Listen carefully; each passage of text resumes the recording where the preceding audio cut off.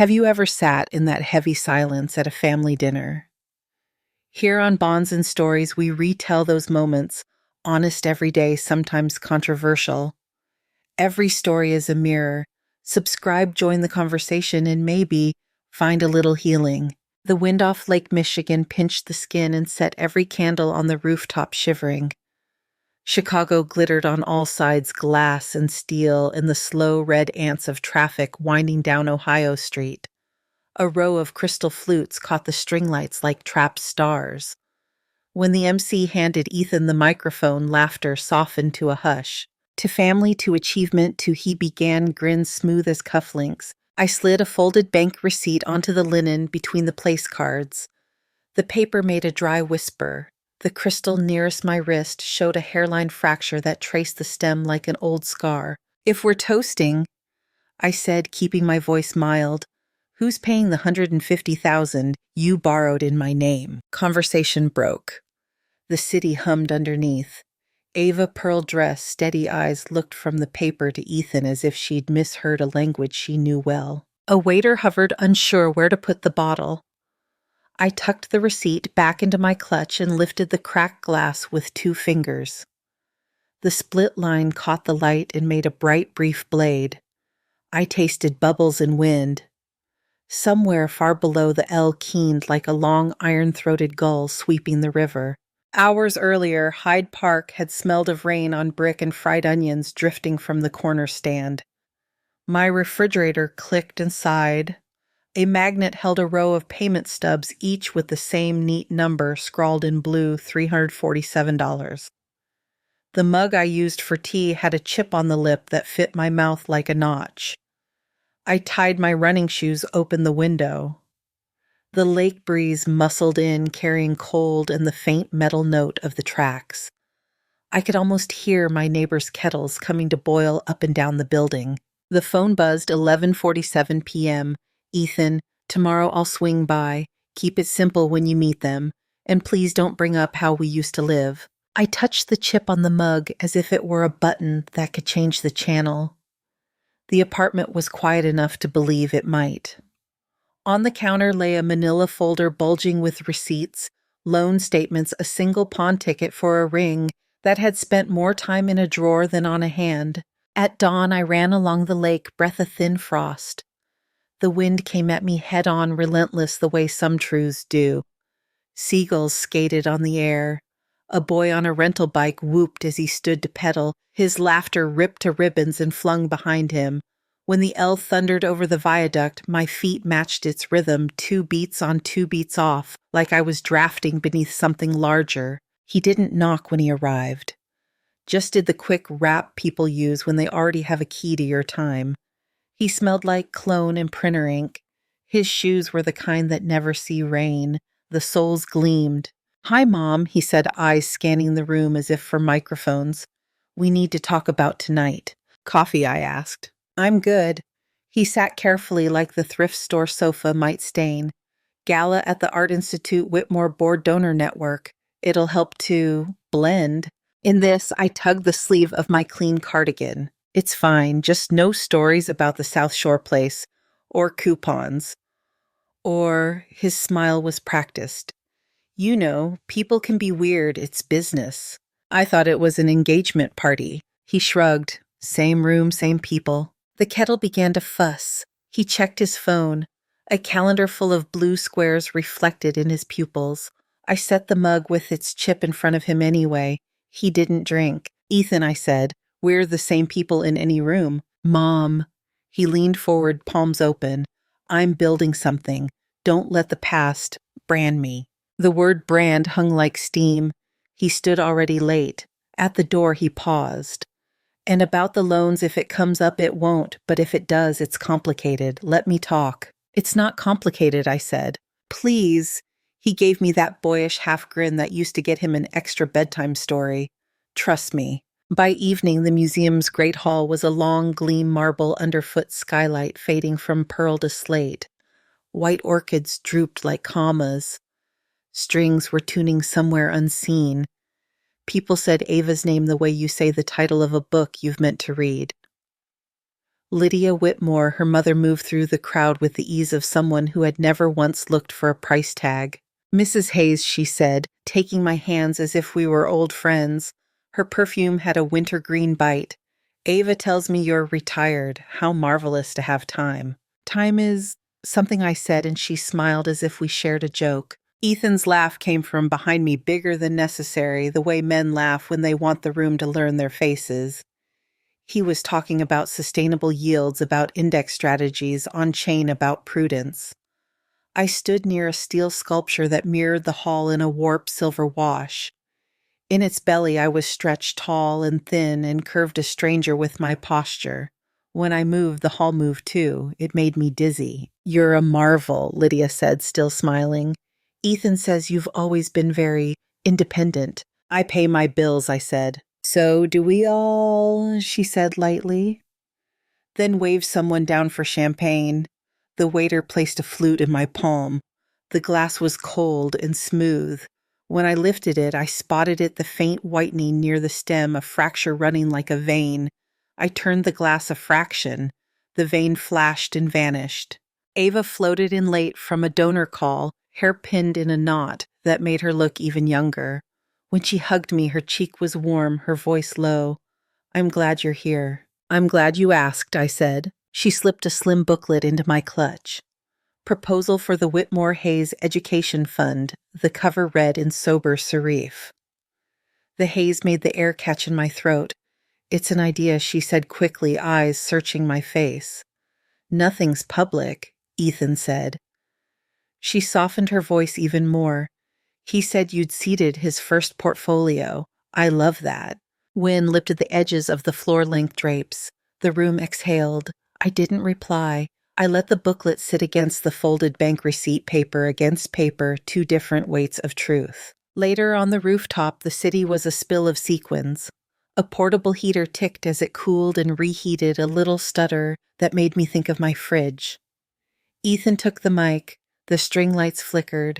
The cracked glass in my hand held. He was smooth. He thanked the board.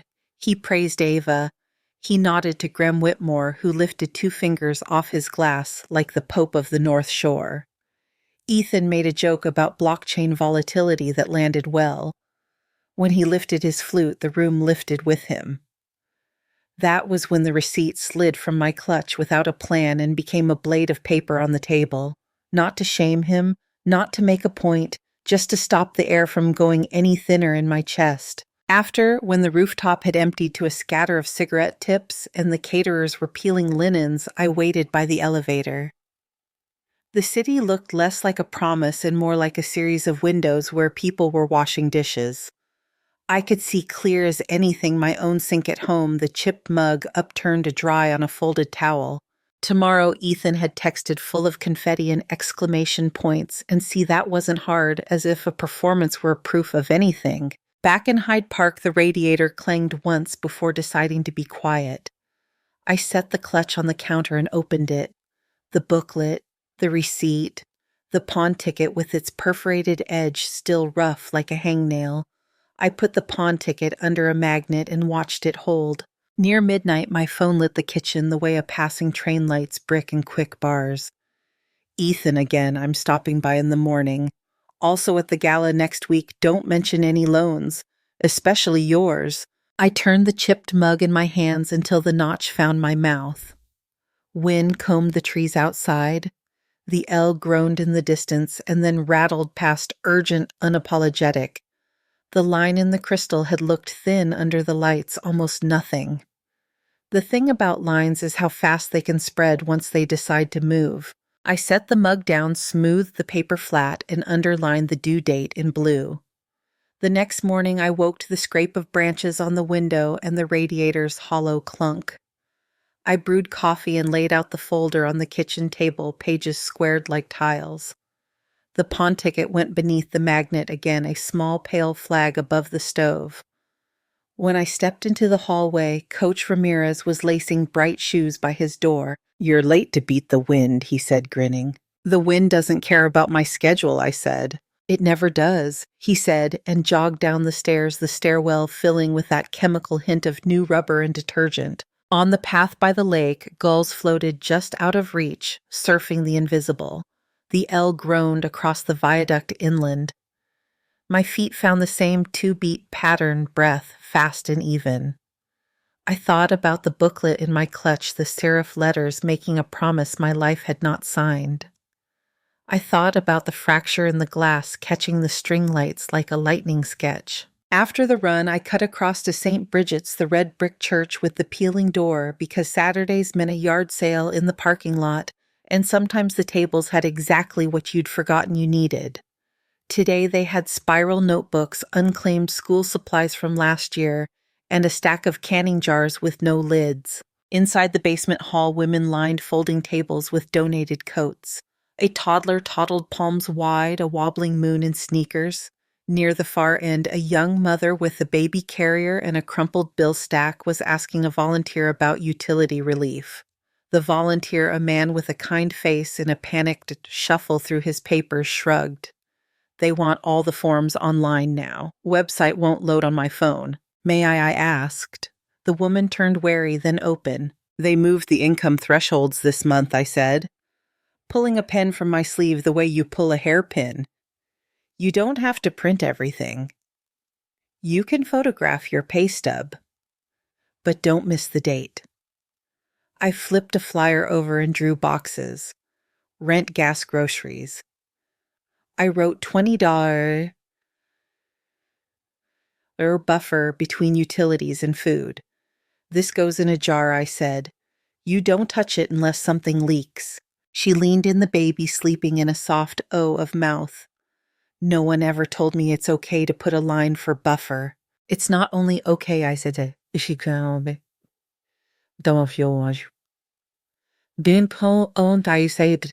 the first line you shouldn't erase. The volunteer exhaled, relieved that the ask had been answered by someone. You do this, he said. Budget stuff. I pay my bills, I said, because that had become my answer to almost everything. You should teach a class, he said. People would come. Maybe they would, I said, and put the pen in my sleeve again. When I stepped outside, the lake wind slapped my face like a cold cloth. Ethan texted at noon, swing. By quick look at the suit, Taylor dropped. An address followed his place in the Gold Coast glass stacked on glass. I buzzed up. The elevator opened into a lobby with a plant that had never known dust. His door swung inward.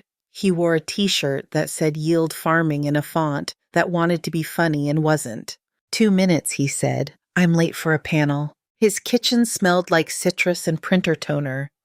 On the counter lay a matte black rectangle the size of a deck of cards with a coiled cable like a tongue beside it. New charger, I asked. Cold wallet, he said, already sliding cufflinks through French cuffs. Hardware storage, safer than exchanges. 2 phones were face down on the marble.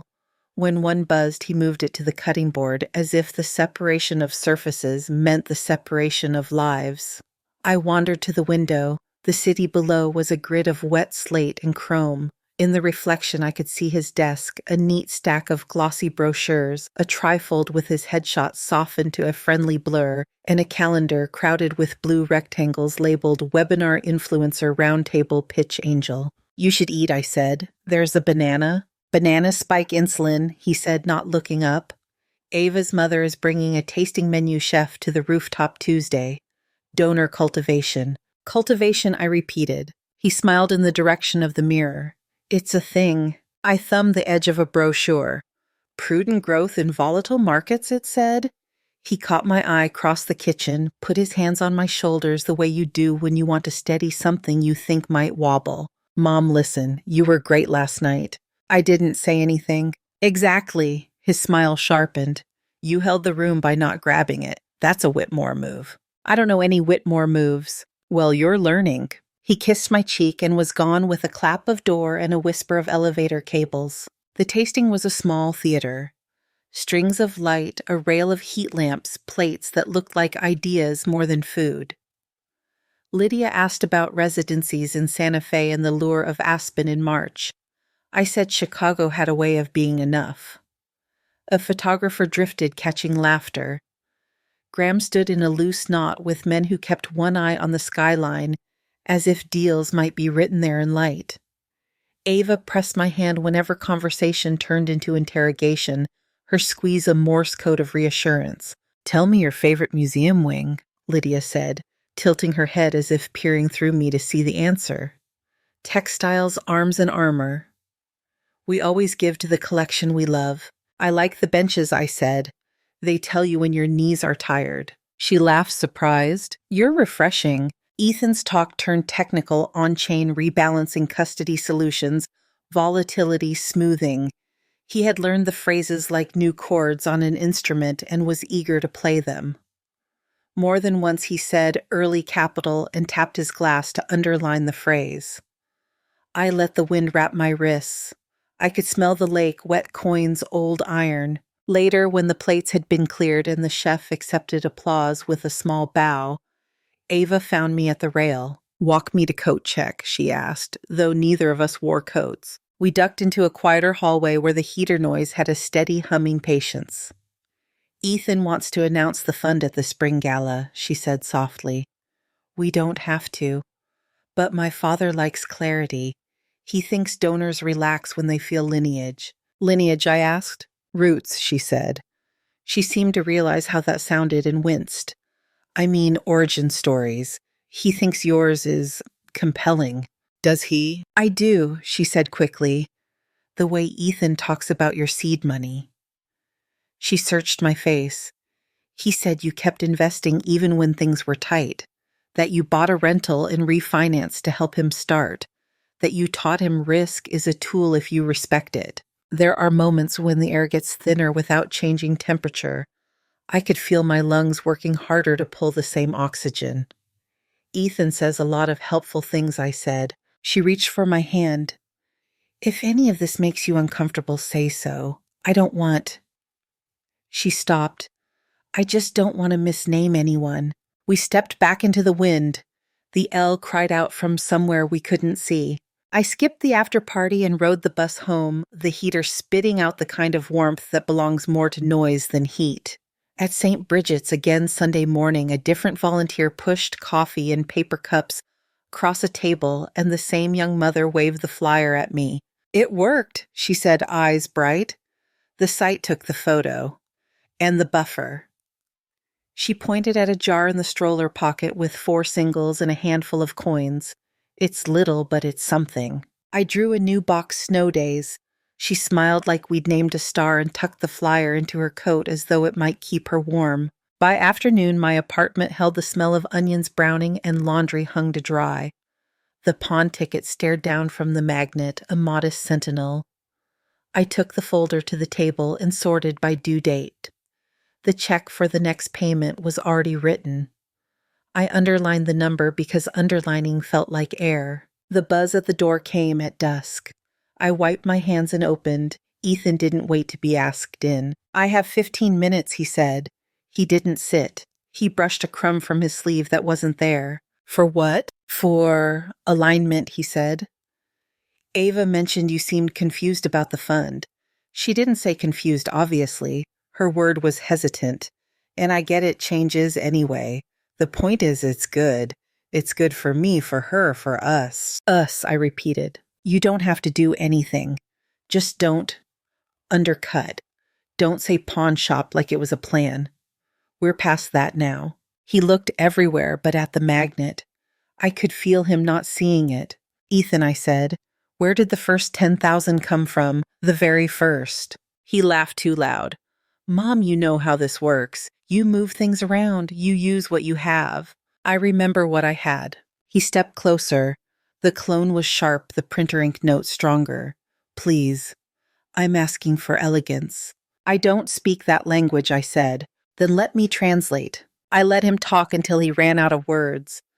At the door, he gave me the boyish half grin again, the key he'd used his whole life.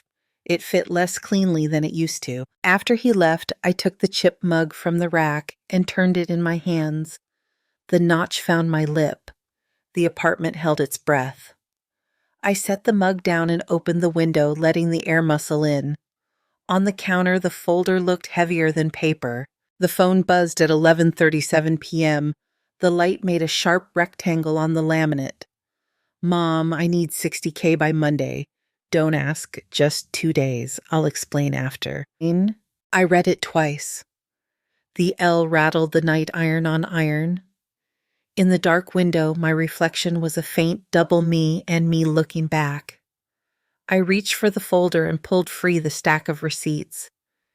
Edges softened by fingers' print faded to a gray-brown. The pawn ticket hung on the wall like an answer key to a test no one remembered writing. The wind lifted the page corners, hushed them back down.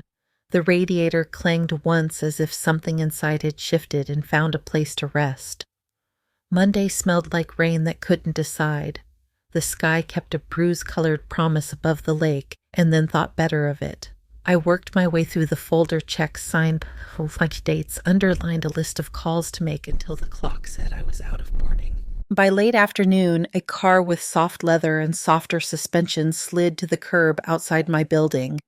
The driver didn't ask my name, he already knew it. We threaded north along Lake Shore, past runners bent into the wind, past glass stacked on glass until the city thinned into lawns that believed in themselves. The Whitmore place had the kind of driveway that makes circles until you forget you're moving. Stone warmed to honey under the porch lights. Someone had placed a pair of glass hurricanes by the door. The flames inside bowed and straightened in the breeze like monks in prayer. Lydia met me with a practiced warmth that felt like a heated blanket you couldn't argue with the comfort, even if it wasn't your taste. Margaret, she said she never used Nora, come in before this wind steals your breath. Inside, the air held lemon and beeswax and money old enough to have lost its clone.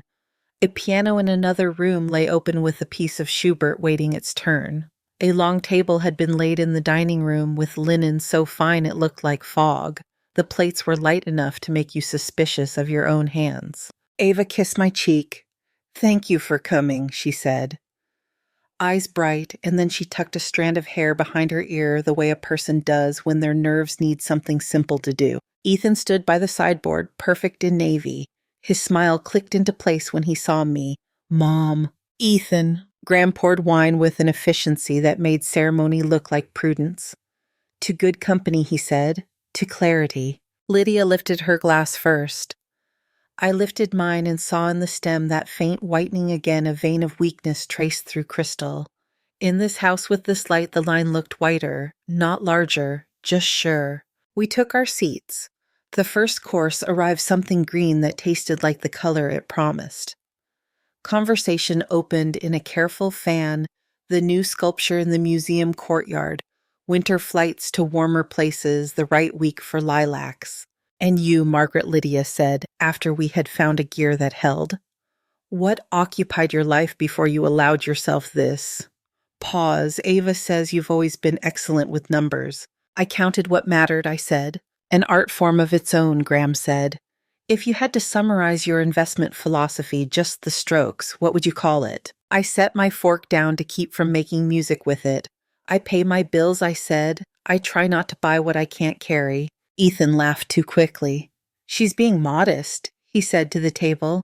"She's always had a nose for value, bought on the dips before anyone called them dips." Lydia tilted her head, interested. "Real estate, too, if I recall." "A house is where you sleep," I said. "True," she said, "and sometimes also where you grow equity." The second course came a tender white fish that flaked itself under the knife. Ava asked about a literacy program at St. Bridget's. I described the basement, the folding tables, the toddler orbiting in a soft universe of donut crumbs. Something in her shoulders loosened at the picture, as if the room had been waiting for a real place to enter it. Ethan leaned forward, elbows forming a bridge over his plate. "What I admire," he said, "is how she understood the power of early capital. She took small amounts at the right time and let them work." Graham lifted his wine. "Early capital, the world turns on it." My phone buzzed in my purse just once, a polite tap. I let it stay there, a small harpstring plucked and left to vibrate. "The truth is," Lydia said, turning back to me, "we teach our children the stories they'll tell. I'm proud of Ava's. You have every right to be proud of Ethan's." I looked at my son. He was beautiful in that way some men are when their clothes fit their stories.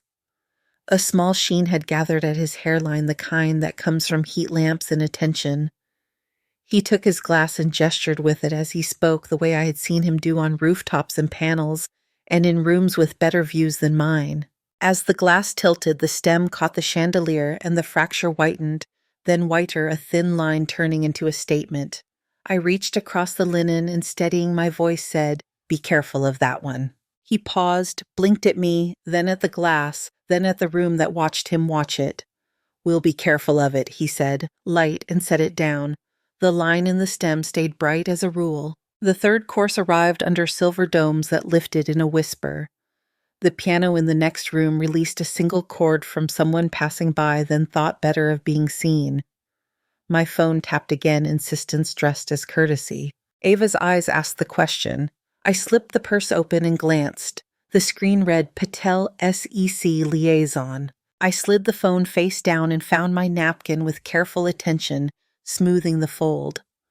I could feel Lydia watching the movement. Her curiosity for the first time all evening had a weight. Graham wiped the corner of his mouth. "I've always believed in clear lines," he said to Ethan. "When families build, everything else becomes possible." "Exactly," Ethan said. "We're announcing the fund at the spring gala. With Mom's blessing, of course." He turned to me, the smile having to travel farther this time. "In some rooms, the air rewrites what words mean on the way to your mouth." I took a breath that belonged to me and said, "My blessing is free. My history costs what it cost." Silence has its own silverware. Every face in the room set itself lightly on the linen. "I don't understand," Lydia said, not unkindly. "Forgive me." I reached for my clutch, slid out a paper bundle small enough to fit under a dessert plate. The top sheet was the mortgage modification, the one with my initials a dozen times like a stutter. Beneath it were the autopay stubs' dates lined like vertebrae. I didn't push them across the table. I placed the stack next to my plate and rested my hand on it as if to keep it from blowing away in a wind that hadn't found us yet. "I've been paying," I said, and my voice found a temperature I recognized. "Every month." Ethan spoke with a laugh caught sideways in it. "What she means is, I mean what I said." Ava's gaze moved from the stack to Ethan, with a care I'd only ever seen in people lifting something that might burn them. "Is this about seed money?" she asked him. He found a smile, pinned it in place. "God, no. It's ancient history. Mom loves paperwork. It makes her comfortable." The phone vibrated again, longer, a sustained hum that scraped the plated edges. I silenced it. The name had been visible long enough for anyone to catch a syllable. Graham set down his fork, which sounded too loud for such a small motion. "Ethan," he said, even. "Does the Securities and Exchange Commission have a reason to call your mother at dinner?" "Dad," Ava said, quick and low. Ethan's jaw worked. "It's logistics. A routine inquiry about a panel I'm on." "Panels invite the SEC now," Lydia asked, but light trying and failing to reattach itself to her tone. The candles made a little tremor in the air. The chandelier hummed the way electricity hums when it wants you to notice it exists. I lifted my water. This glass had no line. I envied it for a breath. "I'm happy to answer questions," I said to the room and to no one, "but I won't do it over lamb." Ava pushed her chair back gently. "We can take a minute," she said to her parents, "then to me if you'd like." Ethan stood fast. "We don't need a minute," he said. He aimed the old grin at me, the one that had once meant scraped knee homework panic, a forgotten lunch. There's nothing to interpret. I slid the top paper from the stack and turned it, so the date faced upright to anyone who cared to see. The ink had faded toward brown. The number was still itself. Across the room, a draft lifted the corner of a curtain. Cold drew a line along the floor. Lydia reached for her glass and stopped, fingers hovering just above the rim as if reconsidering contact. "I think I said, and my voice didn't shake, we should speak plainly and not in front of your china."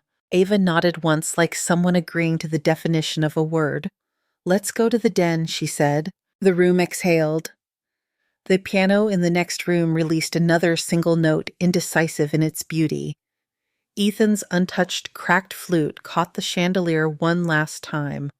The fracture flashed white as chalk on dark slate, and then held its color a thin, bright line no one could pretend not to see.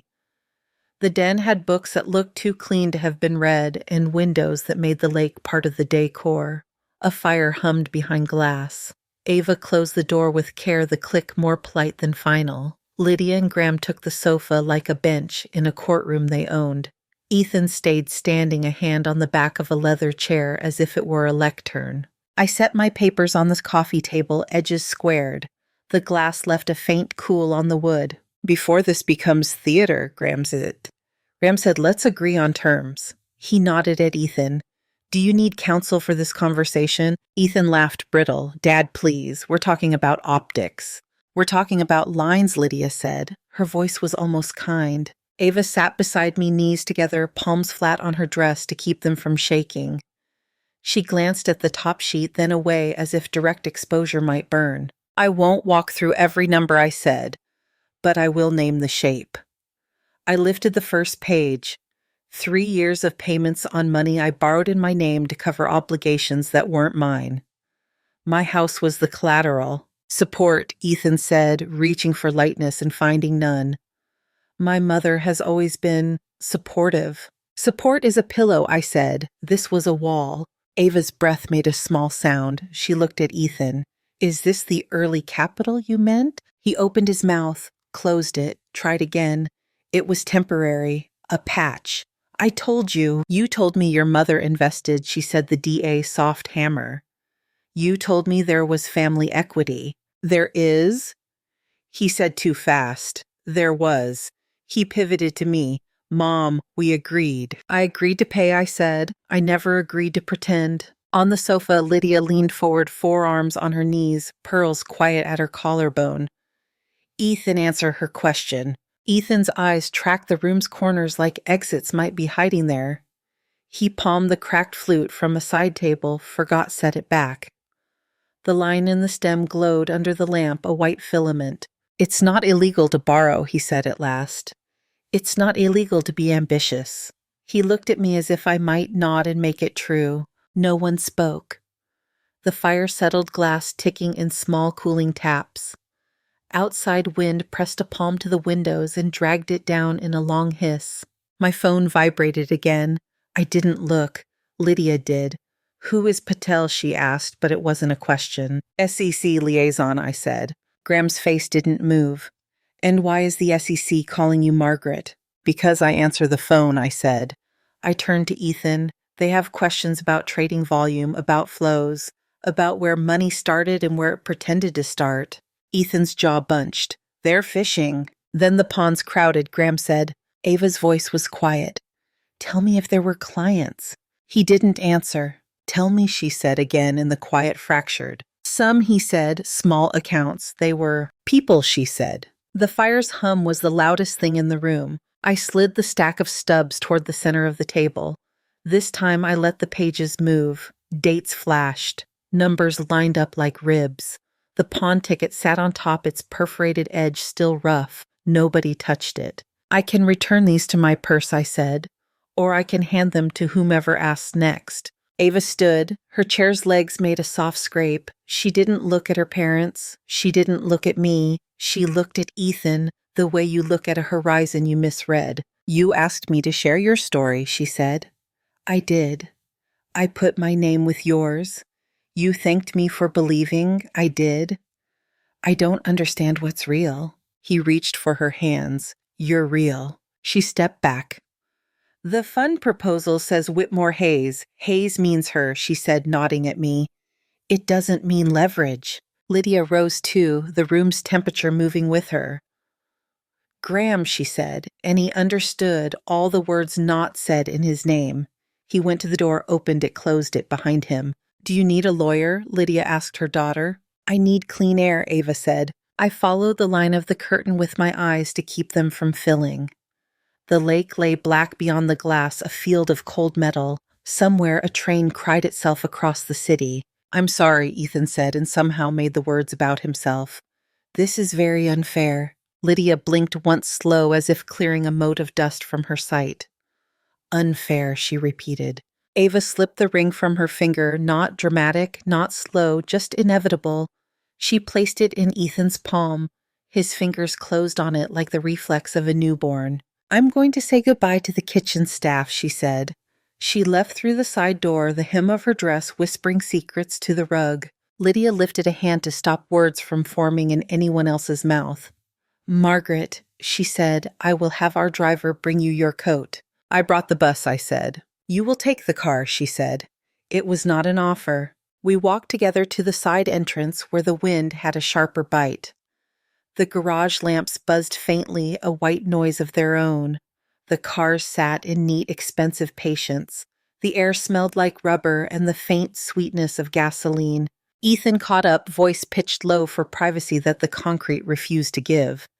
"You didn't have to do this. You don't know what You asked for elegance," I said. "This is plain. You've ruined." He choked on the rest. "No," I said. "You did the math." He took a breath, another.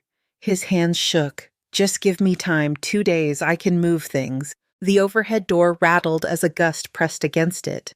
Lydia stood at the threshold, unreadable. I stepped closer to Ethan so the wind wouldn't carry my words back to her. "Is there more than the 150? I asked. His silence was an answer with a number inside it. "What else?" I asked. He swallowed. 60, he said. "Now." "Clients," I said. He looked at the floor. "Stop," I said, but it was a quiet request for the past, not a command for the present. Ava appeared at the interior door coat over her arm hair loosened by the wind that found its way even indoors. She took in the sight of us, me, Ethan, the driver waiting with the key, Lydia's pale outline. She spoke to Ethan without walking closer. "I'll have your things sent," she said. She turned to me. "Can I call you tomorrow?" "You can," I said. She nodded, throat tight, and was gone again, the door easing itself closed. The ride back to Hyde Park was a moving hollow. The driver kept the heat civil and the conversation non-existent.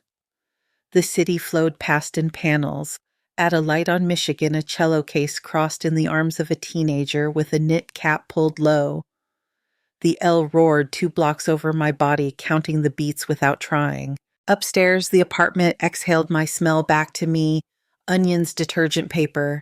I set the papers on the counter and stood with my palms on either side of them until the feeling returned to my fingers. Then I picked up the phone and called the number that had been asking all night. Patel, a woman's voice, said, brisk, not unkind. There was office noise behind her, the rattle of a printer, the thunk of a file drawer that had seen worse. "This is Nora Hayes," I said. The name steadied me by saying itself. "You've been calling." "We have," she said. "Thank you for returning." "Are you in a place to talk?" "I am." "Then I'll keep this clean," she said. "We're looking into a pattern of activity associated with multiple accounts under and adjacent to your son's advisory work. We need to establish whether any family funds were used to underwrite trades and whether you were aware." "I wasn't underwriting anything," I said. "I was paying back what he'd already lost." There was a pause that wasn't silence so much as room made for someone's words to fit. "Do you have documentation?" she asked. "I do. Would you be willing to bring it in?" "I would." She gave me an address and a time. When I hung up, the apartment felt smaller and somehow held me better. I slept in pockets, an hour here, 2 there, the radiator clanging like a conversation in another room. Before dawn, I stepped out to the corner for milk. The air bit. I watched my breath leave and dissolve. Over the rooftops, the L flashed its windows like a flicker book, people holding cups, a woman pressing her forehead to the glass, a boy nodding to music. By 9, I was on a vinyl chair beneath a fluorescent light that hummed the note of permanence. Patel met me in the hallway and walked me to a room with a table and a carafe of water and nothing else. "Take your time," she said as I stacked the papers. Her hair was pulled into a severe knot, a pencil anchored behind one ear like a spare thought. I laid out the mortgage modification, the auto-pay stubs, the bank slips, the pawn ticket. I didn't explain them. They explained themselves. Patel moved through them with a careful finger. "Dates match our window," she said, mostly to the air. "Amounts align." She tapped the pawn ticket. "This, thank you." "This." I didn't know who else to thank for it, I said. A knock. A man entered, placed a thin folder beside her, and left the door ajar as if the hallway needed to stay in the conversation. She opened the folder. "We executed a warrant this morning," she said. "Your son is in custody." I pictured the Gold Coast glass, the elevator cables lifting and lowering the day the doorman whose job it was to know names. I pictured cuffs, but my mind refused the color of them and turned the metal to something duller, less specific. "Do you need a minute?" she asked. "I've had years," I said. She slid a form across the table. "This is a witness statement acknowledgement. It outlines that you're providing records voluntarily. It also notifies you of perjury penalties. I'll answer questions, but I can't tell you what to write." "I know what I saw," I said. The room tasted like dust and metal. The pen in my hand felt heavier than it looked. I thought of the cracked flute catching chandelier light of wind, pushing a palm-down glass of the L, counting the city's heart aloud.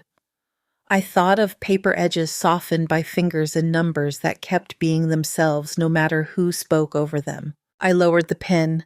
The tip touched the line. The ink bled forward dark and certain, making my name. Spring took its time and then arrived all at once, trees along the midway throwing out green like Adair puddles, finding the sun and giving it back. The L sounded less like a warning and more like a heartbeat learning a steadier measure. On a Saturday morning, I chalked a crooked rectangle on the community room floor at the Southside Branch Library and set out a row of folding chairs that pinched your palms when you opened them wrong. A hand-lettered sign on the door read, "Southside Money Room, 10 a.m. Someone had drawn a little jar beside the words and shaded in a few coins with a careful pencil. People came with strollers and tote bags and questions with teeth. I brought a box of free notebooks from St. Bridget's, the spiral kind, with thin paper that tears if you breathe too hard, and a tin of pencils sharpened to bright arrows. We didn't talk wealth. We wrote down rent and bus passes and the price of soccer cleats. I drew 3 boxes on the whiteboard. Fixed flex buffer and underlined buffer until the marker squeaked. On good days, laughter warmed the room even when the vents didn't. On others, silence did the heavy lifting, while people put numbers near words they'd been avoiding. Between sessions, I watched the corridor fill and empty. Kids pressed faces to the glass of the fish tank by the checkout desk and left prints shaped like commas. The smell was old paper and lemon cleaner. In the corner, a plant reached toward a fluorescent bar and got enough of it to live. I taught with the door ajar. Wind ran its fingers along the hall and made a low sound in the ductwork.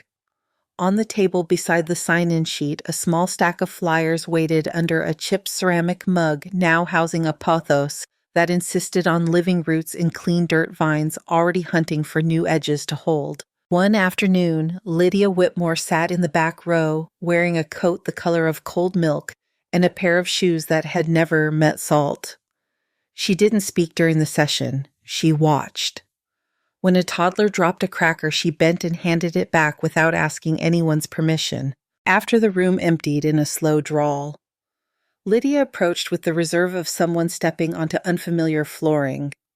She glanced at the jar I kept for the buffer demonstration, a glass salsa jar with the label scrubbed halfway off.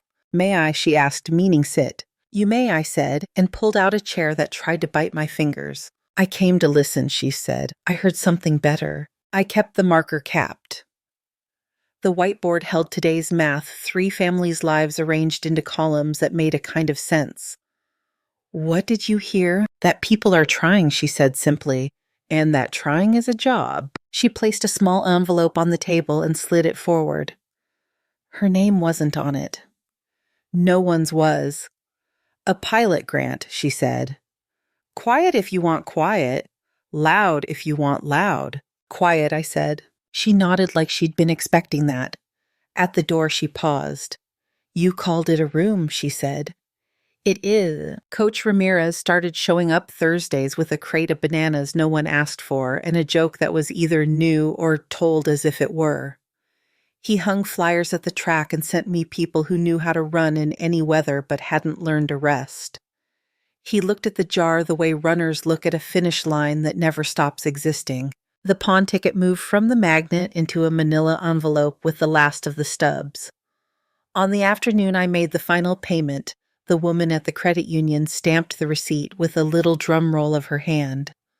I walked out into the air that smelled like rain about to happen, and stood under the awning until the waiting became rain itself and wasn't waiting anymore. I took the bus back and set the envelope on the counter. The pothos had sent out a new leaf the size of a thumbprint. I pinched the soil and it came away damp and dark. The radiator clicked like a metronome being persuaded. A letter arrived from a federal facility with my son's name typed into its corner. The paper held creases where hands had folded and unfolded it the way people handle maps before they admit they're lost. I read it at the kitchen table with the window open. The wind fussed with the edges but didn't take it. I made tea. I put the letter back in its envelope and slid it between the last receipt and the pawn stub. The envelope went into the drawer that held elastic bands and bakery twine and the can opener that never seems to know where it belongs. Summer stuttered and then leaned in. We moved the money room classes to the church basement when the library's AC gave up for a week. The space smelled like coffee and paint. The tables had carved initials dated decades apart. People brought news, got the job fixed, the car got through the month, and they brought disappointments with numbers that didn't apologize. We added a new box to the whiteboard weather. Someone laughed and then didn't. On a warm Thursday, the Whitmore Foundation sent a plain check and a plainer note. No logo, just a sentence with room around it and a signature like a small, careful bridge. The check went into an account that had a name and rules. New notebooks arrived in a brown carton thick paper, this time the kind that forgives erasers. We held a little gathering to thank volunteers. No one wore pearls. Paper cups sweated on a folding table. Someone's uncle grilled hot dogs in the parking lot, and the smoke made the sky smell like fairs and baseball games. Lydia stood by the door and poured lemonade. She had traded perfume for something that smelled like soap in a long day. When I reached for a cup, the rim had a crease where someone had pinched it open. It wasn't beautiful. It didn't need to be. We touched rim. Too enough, she said the words low, as if speaking too loudly might spend them. After dusk, I walked home along the lake. The water held the last of the light like a hand that won't let go until it must. The L sang its iron hymn across the city. Windows lit and dimmed and lit again. In one, a woman watered a plant, and in another, a man danced with a child who didn't want to sleep. A runner passed me, breath-loud effort clean. In the apartment, the plant on the table had found the edge and refused to stop. I turned the chipped mug the way I always did until the notch met my mouth. I rinsed it, set it upside down on a folded towel, and watched the last of the water run to the lip and gather there. A thin line. It held, then dropped clean into the sink. The sound it made was small and true. The room listened, and then as rooms do went on. Thank you so much for listening to today's story. If this story resonated with you or made you reflect, I'd love to hear your thoughts, so feel free to share them in the comments below. And don't forget to like, subscribe, and hit the notification bell so you won't miss the next story.